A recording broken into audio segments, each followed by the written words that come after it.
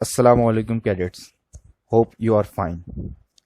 Cadets, आज का जो हमारा टॉपिक है सीपीए के लिए वो ये हैं assignment operator, loop, for loop, example of for loop.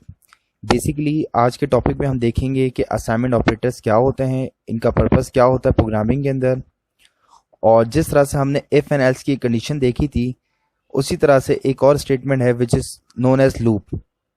और लूप की कुछ डिफरेंट टाइप्स हैं, बट हम डिस्कस करेंगे फॉर लूप को और उसकी एग्जांपल देखेंगे।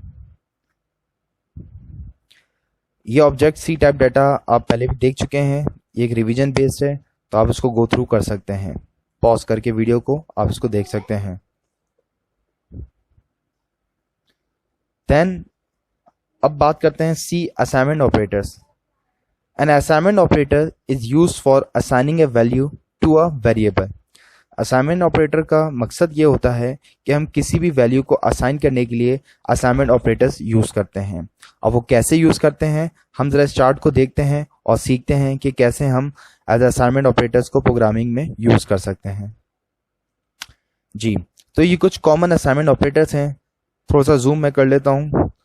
ऑपरेटर्स लिखे हुए एग्जाम्पल और सेम एज। सबसे पहला है इज इक्वल टू का साइन है। एग्जाम्पल में लिखा हुआ A is equal to B, same as A is equal to B. इसका क्या मतलब है? बेसिकली अगर हमने प्रोग्रामिंग में बी को कोई भी वैल्यू असाइन की हुई है, let's suppose b is equal to 2, ठीक है जी, और प्रोग्राम में मैं लिख देता हूं A is equal to B, it's mean B के अंदर क्या वैल्यू सेव है? 2, बी को 2 असाइन की गई है।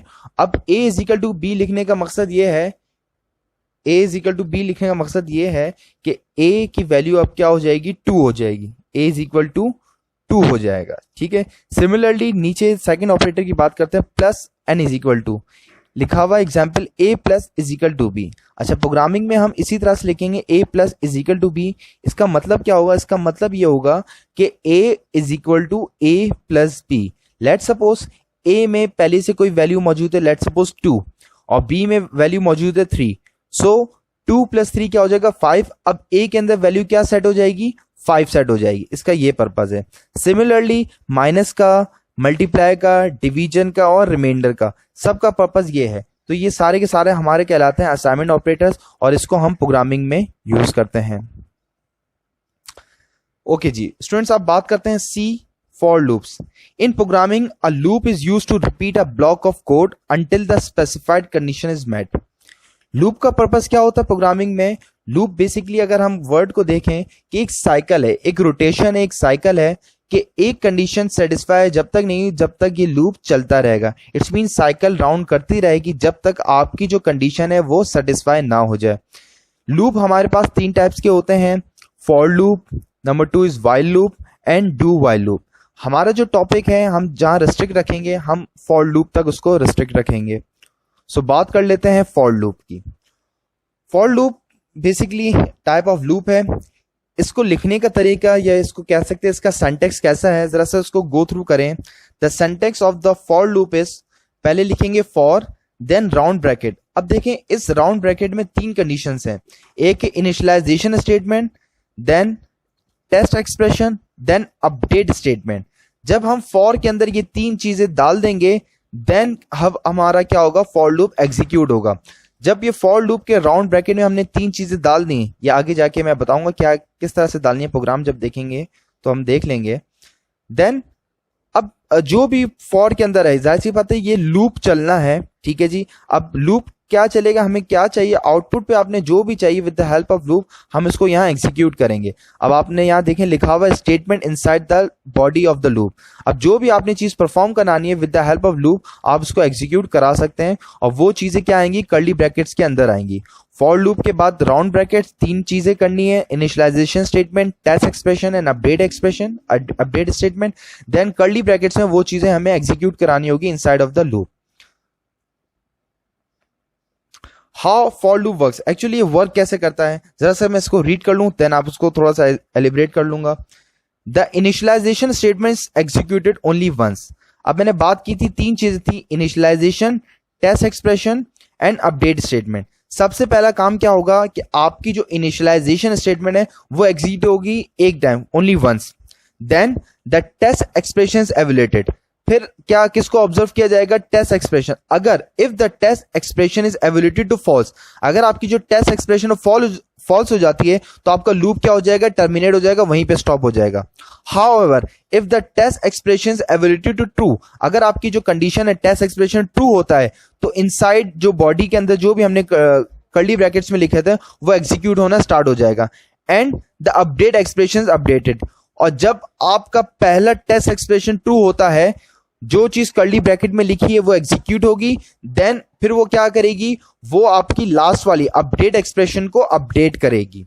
अगेन द टेस्ट एक्सप्रेशन एवेल्यूएटेड, जब आपकी पहली लूप कवर हो जाती है तो दोबारा से ये काम रिपीटिवली होता रहता है। कब तक होगा, जब तक आपकी टेस्ट एक्सप्रेशन फॉल्स ना हो जाए, ठीक है, तब तक ये आपका लूप चलता रहेगा। इसमें आपको नर्वस होने की जरूरत नहीं, आगे प्रोग्राम देखेंगे तो हम देख लेंगे कि कैसे फॉर लूप एग्जिस्ट करता है। ये एक चार्ट है, फ्लो चार्ट, उसके रिस्पेक्ट हम देख लेते हैं फॉर लूप का। देखें, सबसे पहले लिखा हुआ इनिशियलाइजेशन स्टेटमेंट, हमने स्टेटमेंट को इनिशियलाइज कर दिया और फिर आए टेस्ट एक्सप्रेशन पे। अगर टेस्ट एक्सप्रेशन फॉल्स होता है, आप मेरे राइट हैंड साइड पे देखें फॉल्स लिखा हुआ है, तो क्या हो जाएगा आपका, ये टर्मिनेट हो जाएगा, कुछ भी नहीं होगा।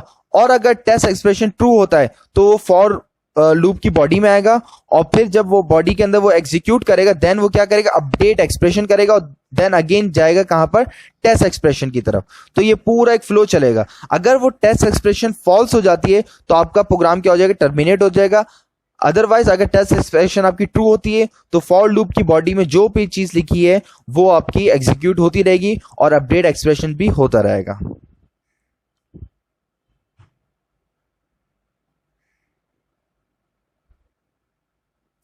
अच्छा जी, अब बात करते हैं एक सिंपल से प्रोग्राम की। ये प्रोग्राम है कि हमने प्रिंट करवाने हैं 1 से लेके 10 नंबर्स तक। सिंपल सा प्रोग्राम है, क्या कराना है, 1 से लेके 10 नंबर खुद प्रिंट हो जाए। हमने सिर्फ एक दफा स्टेटमेंट दें और 1 से लेके 10 तक खुद ही प्रिंटिंग हो जाए। तो उसका प्रोग्राम देख लेते हैं। हैश इंक्लूड stdio.h, ठीक है जी, then void main, then curly bracket, integer type लिया है मैंने आई, ठीक है, INTI सेमीकोलन। देन अब देखिए मैंने फॉर स्टेटमेंट यहां लिखी है, फॉर ब्रैकेट लगा दी और 3 स्टेटमेंट आपको नजर आ रही हैं। सबसे पहले लिखा है i is equal to 1, then semicolon, i is less than 11, then semicolon और i प्लस प्लस। पहले मैं इसको एक्सप्लेन कर दूं। सबसे पहले हमने क्या किया है, i इज इक्वल टू 1, ठीक है जी, एक्सप्रेशन को इनिशियलाइज कर दिया, मींस i को असाइन कर दी, वैल्यू क्या असाइन कर दी, i is equal to 1। It's mean अब i के अंदर क्या वैल्यू आ गई, 1 आ गई। उसके बाद टेस्ट एक्सप्रेशन क्या है कि लूप कैसे चलेगा, अगर i की वैल्यू 11 से लेस है, ठीक है जी, i की वैल्यू 11 से लेस है। अगर स्टेटमेंट को गौर से देखा जाए, लिखा हुआ है i is less than 11। Obviously बात है कि अगर हमने i इज इक्वल टू 1 रखा हुआ है और टेस्ट एक्सप्रेशन पे जब आएगा तो हमने कंडीशन दी हुई है कि i की वैल्यू जो है वो 11 से लेस है, तो ऑब्वियसली बात है i इज इक्वल टू 1 और i की वैल्यू 11 से कम है, तो ये हमारा लूप क्या होगा, एग्जीक्यूट हो जाएगा। ठीक है, अभी मैं लास्ट वाली की बात नहीं कर रहा। जैसे ये टेस्ट एक्सप्रेशन मेरी ट्रू हो गई, ठीक है जी, i की वैल्यू लेस देन 11 है जी, क्योंकि i को हमने इनिशियलाइज किया 1 से, तो ये आ जाएगा बॉडी के अंदर, कर्ली ब्रैकेट के अंदर, और लिखा हुआ प्रिंट है %g, i। इट्स मीन अब i के अंदर जो भी वैल्यू है, अब i के अंदर क्या वैल्यू असाइन की हुई है, 1। इट्स मीन आउटपुट क्या दे देगा, मुझे 1 दे देगा। मुझे प्रिंटिंग क्या करानी, 1 से लेकर 10 नंबर तक ऑटोमेटिकली प्रिंट हो जाए। ठीक है, अब जैसे ये उसने 1 प्रिंट कर दिया, लूप दोबारा से ऊपर की तरफ आ जाएगा। अब क्या होगा, ये i इज इक्वल टू 1 आने से पहले लास्ट में देखें लिखा हुआ है i प्लस प्लस। अब क्या हो जाएगा, i की वैल्यू 1 थी, अब i की वैल्यू क्या हो जाएगी, i प्लस प्लस का मतलब ये होता है कि अब i में 1 ऐड और कर दें। ठीक है जी, इट्स मीन अब i की वैल्यू क्या होगी, अपडेट होके 2 हो गई, तो i इज इक्वल टू अब क्या हो गया, 2 हो गया। देन ये दोबारा टेस्ट एक्सप्रेशन पे जाएगा, i is less than 11 check करेगा कि i की जो वैल्यू आइदर वो 11 से लेस है जी, क्योंकि i की वैल्यू अब क्या होगी, 2 होगी और वो 11 से लेस है। फिर वो दोबारा नीचे आएगा और प्रिंट एफ क्या कर देगा, %d, i। It's mean i में अब क्या वैल्यू सेव है, 2, तो वो क्या कर देगा, प्रिंट 2 प्रिंट कर देगा। इसी तरह से फिर वो दोबारा ऊपर जाएगा, फिर i की वैल्यू को अपडेट कर देगा, 3 कर देगा, फिर टेस्ट एक्सप्रेशन चेक होगी, सो ऑन। ये लूप क्या होगा, चलता रहेगा, चलता है। कब तक चलेगा, जब i की वैल्यू 10 हो जाए। ठीक है जी, i की वैल्यू 10 हो जाएगी और i इज लेस देन 11 है, ये भी कंडीशन सेटिस्फाई है, दोबारा नीचे जाएगा, प्रिंट कर देगा 10।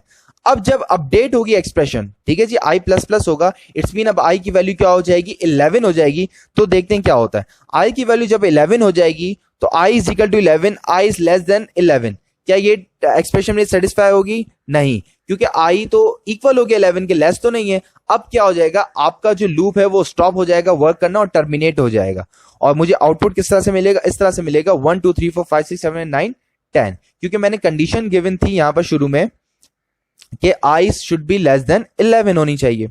ठीक है, तो इसी तरह से आप सिंपल प्रोग्राम की प्रैक्टिस कर सकते हैं। आप अपने नाम को 10 टाइम भी प्रिंट करवा सकते हैं। ठीक है जी, बहुत सारे काम इसके हम रिस्पेक्ट से कर सकते हैं। तो ये फॉर लूप का हमारा पर्पस था। Thank you very much.